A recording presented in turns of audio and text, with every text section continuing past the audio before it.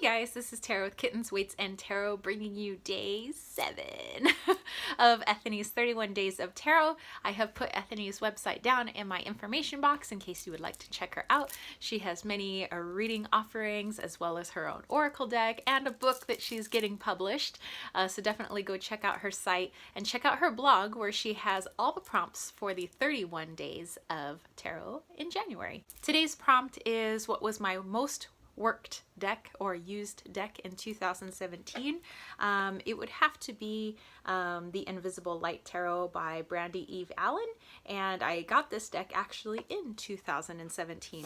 And as soon as I got it, it was just I ended up using it quite a bit just because I felt it was so universal that many other people resonated with the imagery and the messages that were coming forward. So I used it with the majority of my clients, I think, in 2017, plus for myself, for my friends. It seemed to be a really good, like, all-around reader. It seems like it has a slight, like, matte silver finish to the sides. Yeah, it's like a matte silver. The backs, it's actually the photograph of a sun. You can kind of see the clouds, and it's been darkened, so the aperture has been kind of blown up, kind of big. But I love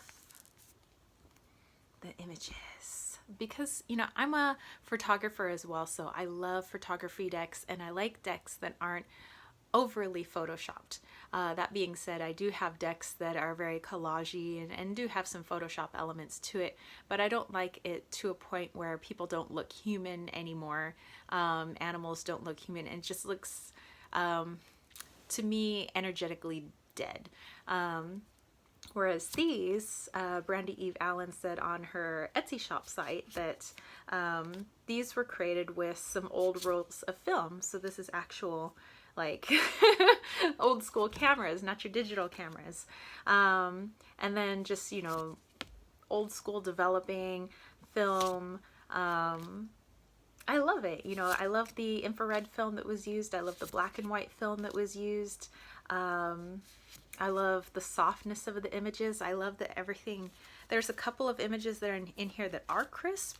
But, you know, this is not crisp. You know, there's this, like, kind of glow around this person, but not really a glow, you know, around the sticks that are here. But, you know, I love it, and it's just a different way of seeing things. Like, this looks kind of creepy to me, but for the Ace of Air, like, new beginning, there's some sort of action that's taking place. It almost looks like she's, like, this dress of hers is like some sort of cocoon, and it's like she's bursting out of it.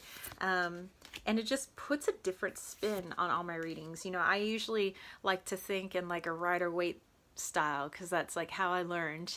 Well, actually, my very first deck was the Osho Zen, so I have, like, an Osho, Rider-Waite Smith, like, knowledge of cards in my head. And then looking at this, it was really hard to apply those meanings to these images. So then I started coming up with, like, my own, like, it really got my intuitive juices going. Instead of just relying on the same old keywords, you know, I look at this and it's like, oh, all of a sudden, new images, new keywords, new points of view, new takes on the cards, and that Knight of Water is probably one of my favorite. And I know some people had a problem with this card because it's the Knight of Cups, you know, and it looks very earthy with the horses and everything. But I can see all the emotion, you know, it's a very soft image, so I can see that as the Knight of Cups. But yeah, so this is my most used deck, and actually I'm gonna have to pull it back out again because when I finally got the Santa Muerte, this took a backseat to my Santa Muerte. But now that it's back in my hands, I'm like, love that devil card. I'm like, you know, you need to go back on my nightstand and we need to get you working again because you're a fabulous deck. So yeah, so the Invisible Light Tarot by Brandy Eve Allen was my most used deck in 2017. That doesn't mean that I neglected or ignored all my other decks. It just means it's the deck that I use the most. I obviously have a ton of other decks, you know, and sometimes I just do them for one card pulls or morning draws or Instagram posts, you know, but as far as like a workhorse, it's been this deck.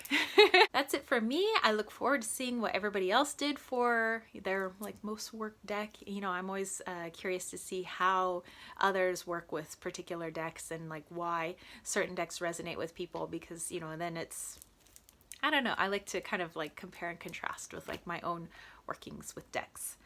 So if you guys want to catch a reading with me, you can check that out by hitting the information box down below. Leave a comment, like whatever. You want to hang out on social media, all that's down below.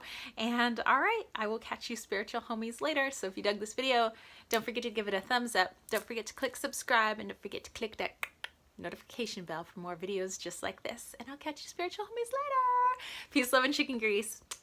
Peace out.